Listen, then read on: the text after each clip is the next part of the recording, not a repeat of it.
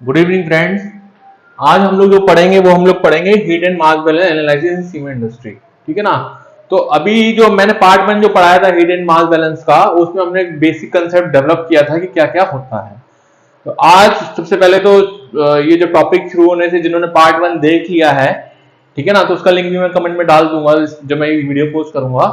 और दूसरा है कि जो भी आपको डाउट्स हैं तो आप डाउट्स अपने कमेंट में डाल सकते हैं। तो पहले हम लोग क्या हमने कल पढ़ा था, जो पार्ट 1 में जो पढ़ा उसको थोड़ा रिवीजन कर लेंगे 5 मिनट, उसके बाद हम लोग कैरी फॉरवर्ड करेंगे उसके आगे का यह है। तो अब हमने कल जो पढ़ा था वो पढ़ा था सिस्टम बाउंड्री कंसेप्ट। तो सिस्टम बाउंड्री कंसेप्ट के लिए मैंने कल भी बताया था कि सिस्टम बाउंड्री कंसेप्ट के लिए अपने को क्या करना पड़ता है कि अपने को बॉन्ड जिसके अक्रॉस हीट बैलेंस करना है उसके अक्रॉस अपने को बाउंड्री जनरेट करनी पड़ेगी। उसके करस्पॉन्डिंग क्या क्या इनपुट्स हैं, जैसे कि हमने कल इनपुट्स पढ़े थे, primary air, conveying air, cooling air, false air, ये सब पढ़े थे। तो ये कल का है। अब क्या आता है, तीसरा पॉइंट जो आता है कि जो हमने जो केस स्टडीज के जो थोड़ा बहुत मैंने आपको व्हाइट बोर्ड पे समझाया था, उसी को मैं आज डिटेल से इसको मैं स्क्रीन में समझाता हूं ताकि आप लोगों को करने में और आसानी हो जाए। तो सबसे पहले क्या है कि ये जो डाटा है किसी भी एक्सवाइजेड प्लांट की केस स्टडी है, तो उस केस स्टडीज में क्या गया कि क्या क्या डाटा दिया जाता है, क्या क्या आपको लेना है। क्लिन फीट आपको 405 टीपीएस, कल क्लिन फीट का मैंने बारे में बता दिया होता क्या है। क्लिंकर फैक्टर दिया हुआ है, हाइट अबव सी लेवल दिया है, टॉप साइक्लोन एफिशिएंसी दिया है, एम्बिएंट एयर टेंपरेचर दिया, फ्यूल कंजप्शन दिया, कोल्ड टेंपरेचर दिया, ये सब दिया है। अब हम लोग का जो और कंसीडर जो दिया, क्लीन फीट, टेम्परेचर दिया हुआ है, फिट आउट कॉस्ट, ये सारे जो कंडीशंस हैं वो हमको पता होनी चाहिए और हमको ये निकालनी पड़ती हैं। उसके बाद हमारी क्या क्या मेथोलॉजी है। तो मैंने कल भी बताया कि जनरली जब मैं करता था हीट बैलेंस तो मैं कहां से स्टार्ट करता था, कूलर फैन से। तो आप अपना टारगेट रखिए कि आपको heat balance study with in 4 hours में कंप्लीट करनी है। तो स्टेप वन के लिए आपको क्या करना है, सबसे पहले major cooler fan flows. Cooler fan flows लेने का मैंने कल तरीका बताया था। अगर जिनको तरीका नहीं पता है वो पार्ट 1 में जाइए, वीडियो में उसका लिंक मैं डाल दूंगा, उसमें आपको मैंने बताया था कि कैसे कैसे आपको कूलर फैन फ्लो लेना है। दूसरा पॉइंट जो हमको लेना है, मेजर प्राइमरी एयर और कन्वेइंग एयर। दूसरा पॉइंट क्या है, हमको प्राइमरी एयर और कन्वेइंग एयर लेना है। तीसरा, calculate the fuel consumption on basis of KG fuel पर केजी क्लिंकर। मतलब जितना भी हम लोग कोयला डाल रहे हैं सिस्टम में, जैसे केजी जितना टीपीएस डाल रहे हैं उसको हम लोग किसमें कन्वर्ट करना है। और चौथा पॉइंट कल मैंने जो वैसे भी पार्ट 1 में जो भी मैंने जब डाला था पार्ट 1 में एक्सप्लेन किया हुआ है कि अपना क्या क्या अपना क्लीन कंडीशन होनी चाहिए कि उसमें हमको हीट बैलेंस करना चाहिए। अब कूलर फैन फ्लोज लेने का जो तरीका जो मैंने वैसे कल बता चुका हूं, एक बार दोबारा उसको रिमाइंड करा देता हूं। Before starting the measurement to put all the fans in manual mode में, जितने भी कूलर फैंस हैं उनको हम किसमें मान लेते हैं, मैनुअल मोड में डाल देंगे। मतलब कूलर फैंस का फ्लो लेते समय। दूसरा यही चीज मैंने कल बताई थी कि जो कूलर फैन वेलोसिटी जो मैंने डाला था पार्ट 1 में, कि कूलर फैन की जो वेलोसिटी रहती है वो आपको रैंडमली लेनी है, ऐसे नहीं होल्ड करके। तीसरा जो भी मैंने certain precaution should be taken during the measures, ऐसे don't hold the anemometer on screen, it means the readings to be taken in the random manner and fast. तो आपको जो रीडिंग लेनी है वो रैंडम मैनर में और बड़े फास्ट तरीके से लेनी है। ये सब मैंने पॉइंट पार्ट 1 में कवर कर लिए हैं। अब आता है कि एक कैलकुलेशन। कल मैंने ऐसे ही आपको एक्स और वाई के टर्म्स में बताया था, आज इसको बहुत और सिंपल तरीके से कर देते हैं। एक सैंपल कैलकुलेशन है कूलर फैन 1 की। उस कूलर फैन का मेरे को स्क्रीनिंग एरिया पता है, ए पता, उसकी एवरेज वेलोसिटी मैंने बताई कैसे निकालनी है। आपको 8-10 जगह पे लेकर उसकी एवरेज वेलोसिटी निकालनी पड़ेगी। उसका ए इंटू वी एरो आपका जो फ्लो हो गया वो हो गया मीटर क्यूब पर सेकंड को 3600 से मल्टीप्लाई कर दिया तो वो हो गया मीटर क्यूब पर आवर में। अब हम लोग क्या करेंगे, जितने भी फ्लो है मीटर क्यूब पर आवर को उसको हम लोग किसमें से उसमें हम कन्वर्ट करेंगे केजी पर आवर में। तो केजी पर आवर का फॉर्मूला मैंने बताया, डेंसिटी क्या होता है, मास पर यूनिट वॉल्यूम। तो करेक्टेड डेंसिटी हम लोग निकाल देंगे। जो एम्बिएंट टेंपरेचर का मेरा 30 है तो उसमें मैंने करेक्टेड डेंसिटी मान के चलो मेरा 1.12 है 1.13 जो भी है उससे मैं निकाल दूंगा। अब जो तीसरा इंपॉर्टेंट पॉइंट है वो मेरे को निकालना है KG air per kg clinker. तो केजी पर केजी क्लिंकर मैं कैसे निकालूंगा, केजी ऑफ एयर को मैं डिवाइड कर दूंगा केजी पर केजी क्लिंकर से। जो मेरा फीट था उसको मैंने 1.6 से डिवाइड कर दिया तो वो टीपीएस में था, टीपीएस को मैंने 1000 से मल्टीप्लाई कर दिया तो वो केजी में आ गया। अब क्या करना है कि हमको जितने भी हम लोग फ्लोज ले रहे हैं उसको फाइनली हमको किसमें करना है, एनएम क्यूब पर केजी क्लिंकर में करना है। किसमें करना है, एनएम क्यूब पर केजी क्लिंकर में। तो एनएम क्यूब पर केजी क्लिंकर के लिए क्या करना पड़ेगा, अपने को जो उसकी नॉर्मल डेंसिटी है उससे को डिवाइड करना पड़ेगा, तो वो भी मैंने कल बताया। तो ऐसे ही आपको सारे कूलर फैंस की जो है कैलकुलेशंस करनी है, आपको बिल्कुल इसको फॉलो करना है। तो चौथा पॉइंट आता है इलेक्ट्रिकल पावर। तो इलेक्ट्रिकल पावर भी हम लोग जो फैन का फ्लोज लेते हैं तो इलेक्ट्रिकल पावर भी ले लेते हैं, ताकि हम लोगों को फैन की जो एफिशिएंसी है वो भी निकाल पाए। अब आता है कि कूलर फैन एफिशिएंसी कैलकुलेशन। तो कूलर फैन की एफिशिएंसी हम लोग कैसे निकालते हैं वो देखते हैं। तो हम लोगों ने जो स्टैटिक प्रेशर लिया है फैन इनलेट पे और स्टैटिक प्रेशर लिया है फैन आउटलेट पे, तो फैन हेड क्या होगा मेरा, fan outlet static pressure minus fan inlet static pressure. तो फैन हेड हो गया मेरा 680 mmWg। उसके करस्पॉन्डिंग मैंने क्या निकाला, मैकेनिकल पावर निकाला। तो मैकेनिकल पावर का मैंने क्या होता है, फैन हेड इनटू क्यू, मतलब जो प्रेशर का जो फैन हेड को अगर मैं फ्लो से मल्टीप्लाई कर दूंगा तो मेरा क्या आ जाएगा, मैकेनिकल पावर आ जाएगा। ये 9.8 36,000 क्या है, इसके कन्वर्जन फैक्टर हैं। उसके बाद मोटर एफिशिएंसी कितनी है, 96% है। तो फैन एफिशिएंसी क्या होती है, mechanical power divided by electrical power, वो मेरी आ गई 92.7। तो सिमिलर तरीके से मैं जितने भी मेरे कूलर फैंस हैं उनको मैं मेजर करूंगा। अब क्या होता है कि जब हम लोग कूलर फैन फ्लो ले लेते हैं, कूलर फैन फ्लो लेने के बाद क्या करते हैं, हम लोग एक एरेशन टेबल बनाते हैं, इसको बोलते हैं हम लोग एरेशन टेबल। तो एरेशन टेबल बनाने के लिए क्या करते हैं, जैसे सारे फैंस की सबका एवरेज वेलोसिटी मैंने ले लिया, इसका एरिया पता है और फ्लो निकाल दिया। फ्लो लेने के बाद की डेंसिटी हमने सबकी निकाल दिया, लगभग सेम ही आएगी। और इन सबके जो फ्लो है इसको हमको किसमें कन्वर्ट करना है, केजी पर केजी क्लिंकर और एनएम क्यूब पर केजी क्लिंकर। तो अब मैं सारे फैंस को जब टोटल करूंगा तो मेरा एनएम क्यूब पर केजी क्लिंकर कितना आ रहा है, 1.83 एनएम क्यूब पर केजी क्लिंकर आ रहा है। मतलब जो टोटल सिस्टम में मेरा एयर जा रहा है वो कितना जा रहा है, 1.83 एनएम क्यूब पर केजी क्लिंकर। ये मैं सारी चीजें इसलिए कर रहा हूं, जब मैं कूलर बैलेंस करूंगा तो मेरे को इस शीट की जरूरत पड़ेगी। अब ये तो जो कूलर के मेरे को फ्लोज लेने थे वो मैंने जल्दी से ले लिए। उसके बाद मैं फ्लो लेने जाऊंगा प्राइमरी एयर फैन फ्लो का। तो प्राइमरी एयर फैन का फ्लो का भी जैसे A into V, area into velocity, जब हम लोग करते हैं kg per hour kg per kg clinker से हम लोगों ने ले लिया, वही मेथोडोलॉजी आपको करनी है जो आपने कूलर फैन में करी थी। सिंपल तरीके से आपको इसका भी बेसिक तरीके से आपको फैन एफिशिएंसी निकालनी पड़ेगी, फैन हेड निकालना पड़ेगा। मतलब कहने का मतलब है जो भी आप फ्लो ले रहे हैं उसको आप किसमें कन्वर्ट करना पड़ेगा, केजी पर केजी क्लिंकर और केजी पर एनएम क्यूब पर केजी क्लिंकर में आपको ओवरऑल करना पड़ेगा। तो केजी पर केजी क्लिंकर क्या है कि जब हम लोग उसी निकाल रहे हैं, जब हम लोग हीट बैलेंस करेंगे तो हमको सबको एम चाहिए होगा, तो एम की वैल्यू हम लोग कहां से लेंगे, यहां से ले लेंगे। अब आता है फेज डेंसिटी कंसेप्ट। तो फेज डेंसिटी कंसेप्ट होता क्या है, फेज डेंसिटी कंसेप्ट का मतलब होता है कि जो हम लोग कन्वेइंग एयर देते हैं सिस्टम में, हम लोग कितनी कन्वेइंग एयर दे रहे हैं अपनी केजी कोल को, मतलब केजी कोल पर केजी एयर, मतलब एक केजी कोल के लिए मुझे कितनी केजी एयर चाहिए, उसको हम लोग बोलते हैं कन्वेइंग एयर। जैसे कि कोल के लिए जनरली फेज डेंसिटी हम लोग रिकमेंड करते हैं 3 to 4 केजी कोल पर केजी, मतलब एक केजी एयर में 3 to 4 केजी कोल अपना जाना चाहिए, और पैट कोल में 4 to 6 केजी कोल पर केजी एयर जाना चाहिए। मतलब अगर मेरी फेज डेंसिटी कम होगी तो उसका मतलब क्या है कि आप ज्यादा अमाउंट दे रहे हो कन्वेइंग करने के लिए। अब ज्यादा अमाउंट एक कन्वेइंग करने के लिए दोगे तो क्या होगा कि आपका जो हीट कंजप्शन है वो बढ़ जाएगा। अब दूसरे लोग पूछेंगे हीट कंजप्शन कैसे बढ़ेगा, हीट कंजप्शन आपका इसलिए बढ़ेगा क्योंकि total amount of false air system में बढ़ जाएगा। तो जब हम लोग फॉल्स एयर का मॉडल पढ़ेंगे, फॉल्स एयर कैलकुलेशंस पढ़ेंगे, तो हम लोग देखेंगे कि फॉल्स एयर से क्या कैसे आपका हीट लॉस बढ़ता है, ठीक है ना। तो इसलिए जो फेज डेंसिटी होती है, फेज डेंसिटी क्या होती है, केजी कोल पर केजी की है। तो हमेशा कोशिश करनी चाहिए कि आपको फेज डेंसिटी सिस्टम में हाई मेंटेन करनी चाहिए। अब क्या होता है कन्वेइंग एयर कैलकुलेशन। तो कन्वेइंग एयर कैलकुलेशन हम लोग करते हैं क्या है, जनरली क्या होता है सीमेंट प्लांट में हमारे जो रूट टाइप के फ्लोर्स होते हैं, यहाँ जनरली फिल्टर लगा होता है, सराउंडिंग है फ्लोर का फिल्टर लगा रहता है। इसके बाद यहाँ पर ये जाती है, तो हम लोग क्या करते हैं, हम 25-30 mm का होल करवा के यहाँ पर एनोमीटर डाल देते हैं। एनोमीटर डालने से यहाँ पर वेलोसिटी ले लेते हैं और वेलोसिटी लेके यहाँ का एरिया ले लेंगे। तो एरिया निकालने के बाद हम लोग वापस से इसको मीटर क्यूब पर आवर में आएगा, मीटर क्यूब आवर को हम लोग डेंसिटी से मल्टीप्लाई कर देंगे तो हमारे केजी पर केजी क्लिंकर आ गया। दूसरा इंपॉर्टेंट क्या रहता है, इसमें कन्वेइंग वेलोसिटी भी निकालते हैं हम लोग। कई लोगों से पूछा जाता है कि कन्वेइंग वेलोसिटी कैसे निकालेंगे, तो कन्वेइंग वेलोसिटी निकालने के लिए क्या होगा, जो आपका फ्लो आया है इस फ्लो को हम लोग बोलते हैं एफएडी।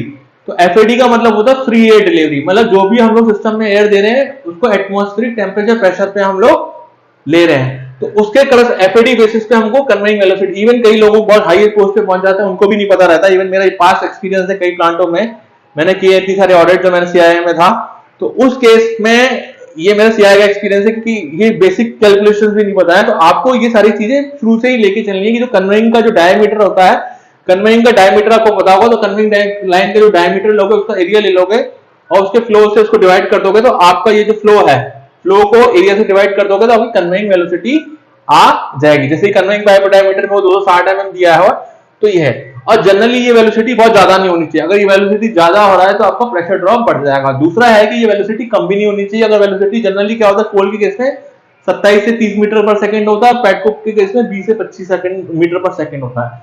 तो ये आजकल बहुत प्लांटों ने मॉडिफिकेशन कर दिए हैं अपना फेज डेंसिटी बढ़ाने के लिए, कन्वेइंग पाइप का जो डायमीटर है वो कम करके।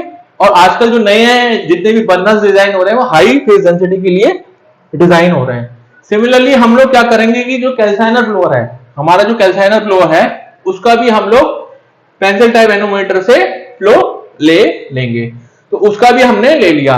तो इसका मतलब है कि हमको जो सिस्टम में मास फ्लो रेट जो केजी पर एयर पर केजी क्लिंकर, इसका भी पता चल गया, अपना कैल्साइनर वाले का भी पता चल गया और किलन वाले का भी पता चल गया।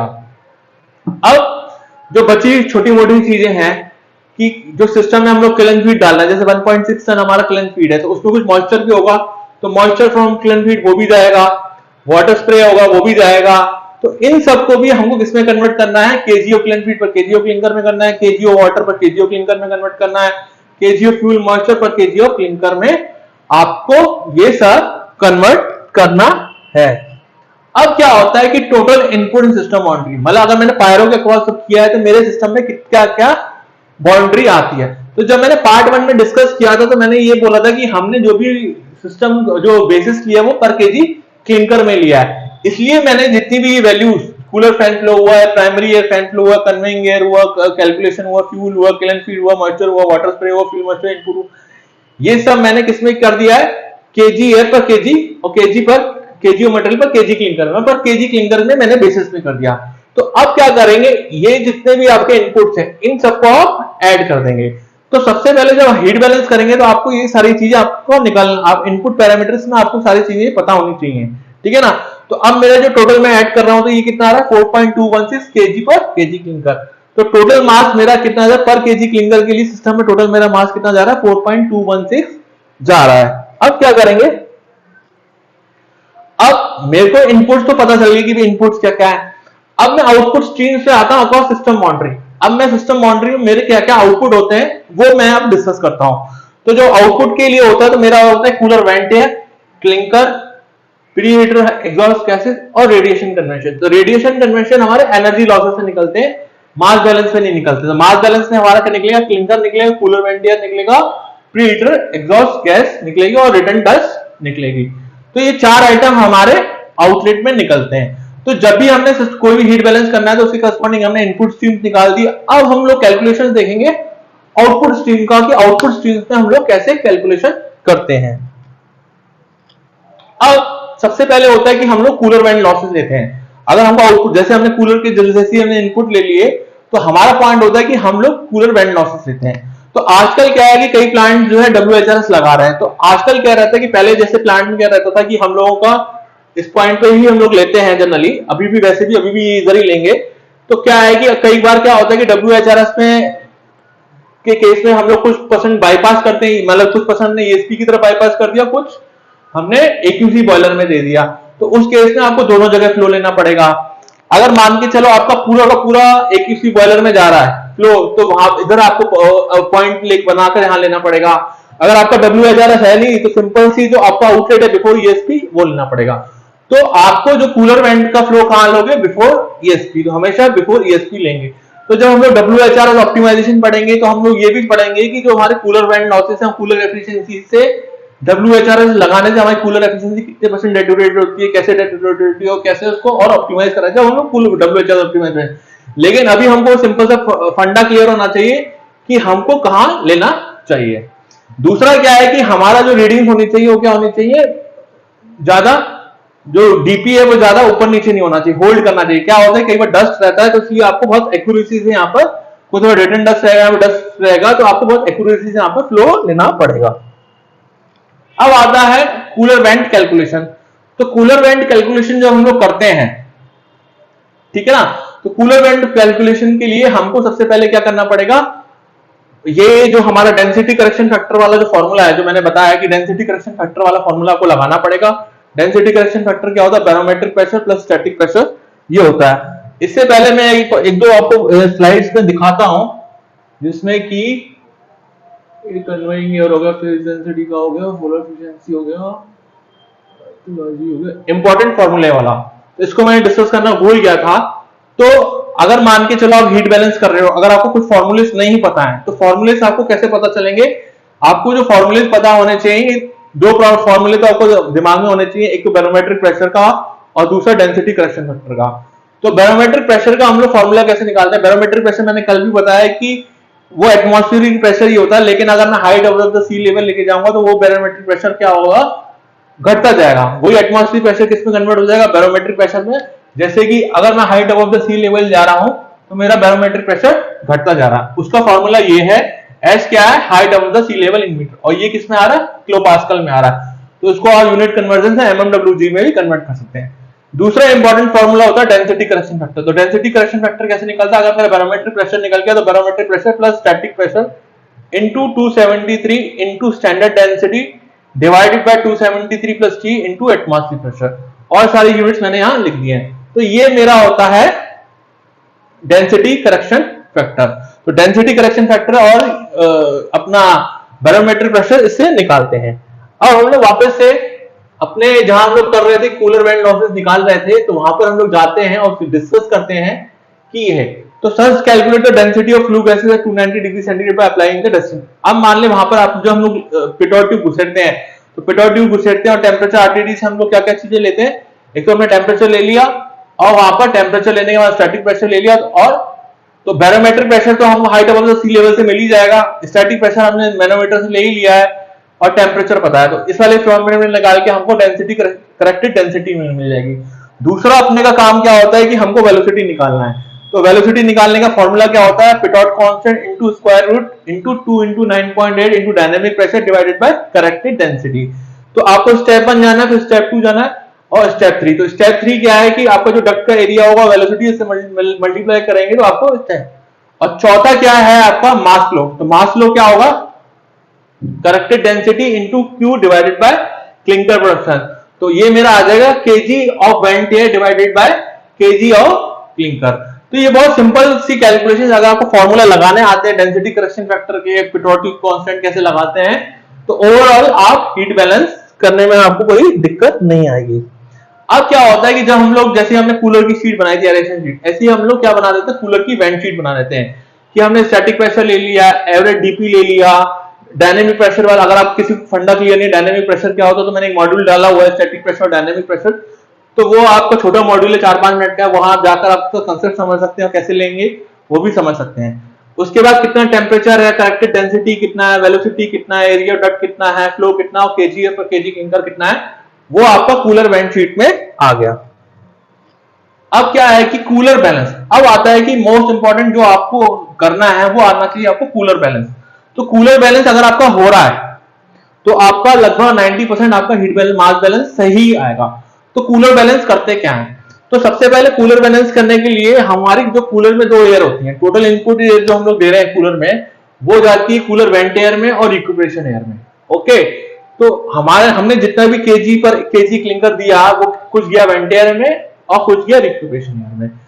तो जितना आपका रिक्यूपरेशन एयर, मतलब जितना रिक्यूपरेशन आपकी एफिशिएंसी ज्यादा होगी, मतलब रिक्यूपरेशन जितना आपके लॉसेस कम होंगे, कूलर वेंट एयर जितना मिनिमम होगा उतने आपके जो लॉसेस होंगे वो कम होंगे, उतना कूलर जो एफिशिएंसी है वो मैक्सिमम होगी। लेकिन जो रिक्यूपरेशन जोन है, ठीक है ना, अब जो रिक्यूपरेशन और कूलर वेंट को, मतलब मान के चलो ये मेरा कूलर वेंट एयर निकल रहा है, ये मेरा रिक्यूपरेशन निकल रहा है, तो कूलर वेंट एयर और रिक्यूपरेशन को जो बाइफरकेट करता है उस पॉइंट को बोलते हैं हम लोग नल पॉइंट। क्या बोलते हैं, नल पॉइंट। तो जनरली क्या होता है, आफ्टर रिक्यूपरेशन के बाद जैसे रिक्यूपरेशन जोन खत्म होता है तो मेरा वहां, जैसे रिक्यूपरेशन जोन मेरा खत्म हो रहा है वहां पर मेरा क्या आएगा, नल पॉइंट आना शुरू हो जाएगा। तो जब हमारी क्लीन स्टेबल है तो रिक्यूपरेशन अमाउंट जो एयर रहती है जनरली नॉर्मल कोल के लिए वो होती है 0.75 nm³ per kg clinker, 0.80 for petcoke and 0.80 in FR. इसका मतलब है कि अगर आपकी जितना वोलेटाइल जो कंपाउंड, जितने भी जो वोलेटाइल कंपोनेंट जो कंपाउंड होते हैं किसी भी फ्यूल में, वोलेटाइल कंपाउंड वो होते हैं जैसे कि जो हाइड्रोजन से जो कि जलने में सहायक हो, मतलब जो हेल्प करते हैं, वो जितने ज्यादा होंगे उतना आपका रिक्यूपरेशन एयर जो है कम होती जाएगी। तो in case of petcoke volatile matter 7-8% होते हैं, एफआर में बहुत कम होते हैं।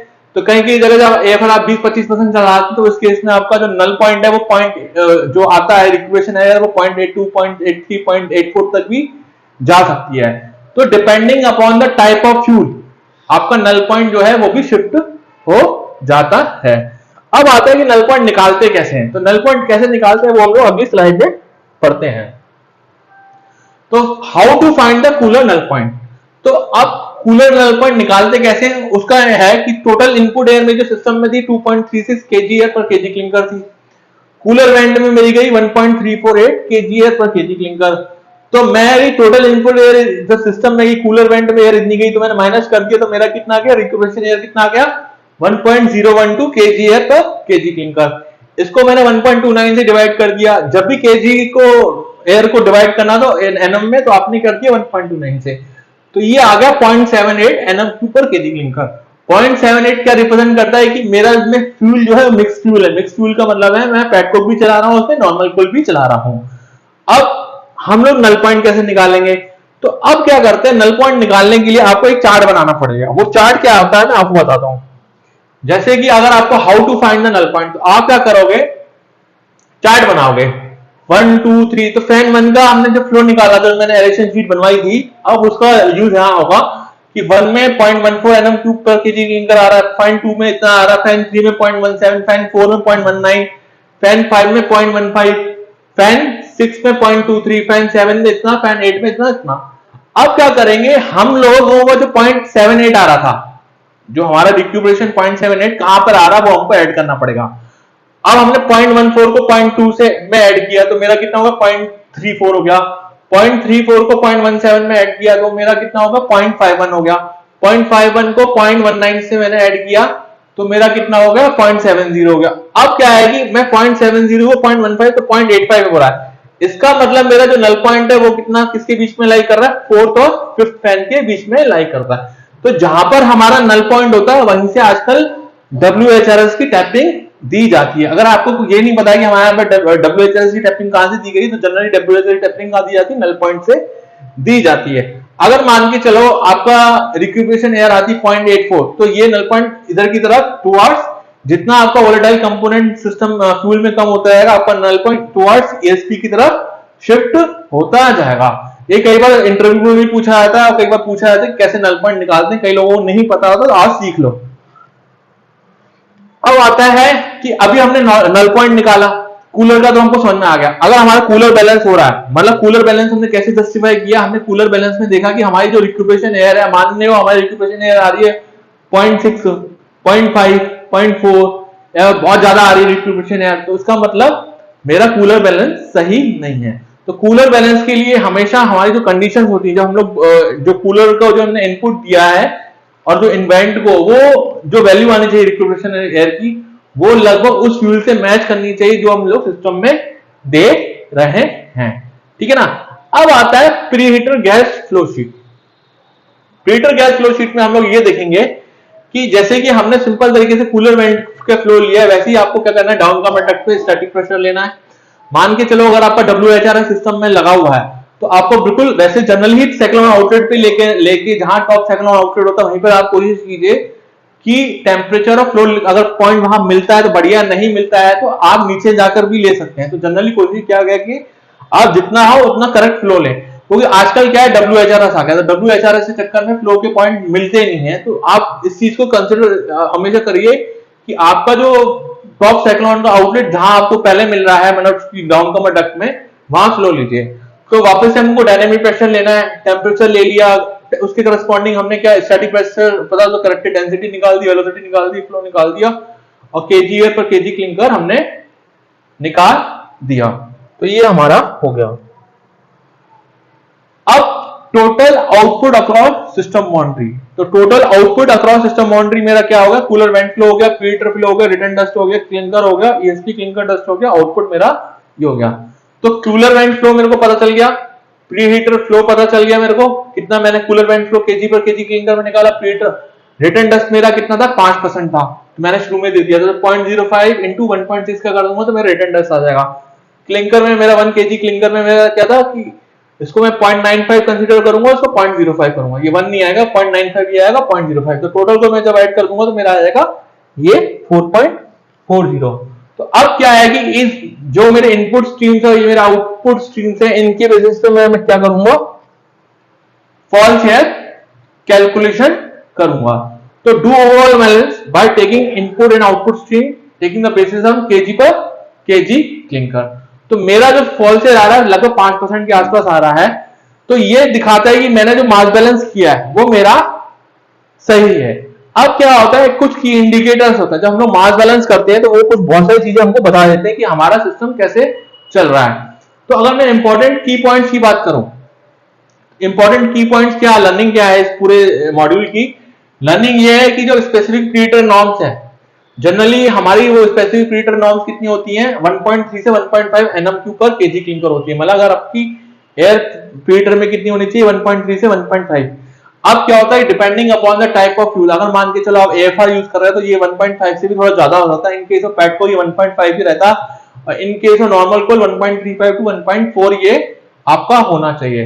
दूसरा, जब मैं कूलर के नॉर्म्स बताता हूं तो कूलर नॉर्म्स की मेरे कितने होने चाहिए, इनपुट कूलिंग एयर 1.75 से 1.8 nm³ पर केजी क्लिंकर होना चाहिए, डिपेंडिंग, और मे बी बढ़ भी सकता है अगर depending on the type of fuel. Similarly मेरा जो कूलर वेंट एयर है, कूलर वेंट एयर मेरा मिनिमम होना चाहिए 1 से 1.05 के बीच में, अगर बहुत ज्यादा आ रहा है तो आपके हीट लॉसेस बढ़ जाएंगे। सिमिलरली जो मेरी preheater fan efficiency greater than 80% होनी चाहिए, fault share across preheater less than 8% होना चाहिए, fault share across cooler ESP without WHRS less than 7% होना चाहिए, fault share across cooler ESP with WHRS less than 10% होना चाहिए। Specific power of cooler fans, तो specific power of cooler fans आपकी generally 3 to 4 units kilowatt per ton of clinker होने चाहिए, लेकिन कहीं की जगह को 5 यूनिट्स भी मिलेगी, ठीक है ना।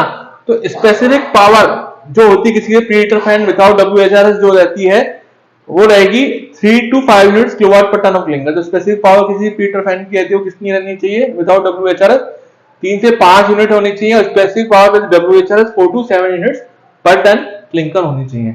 तो ये कुछ बेंचमार्किंग नंबर्स हैं, कुछ अच्छे नंबर्स हैं, जो अगर आपके प्लांट में ये नंबर अचीव हो रहे हैं तो आपका प्लांट अच्छे नंबरों में आता है। तो ये जो हमने जो मॉड्यूल पढ़ा है अभी, इस मॉड्यूल को आप गो थ्रू कीजिए।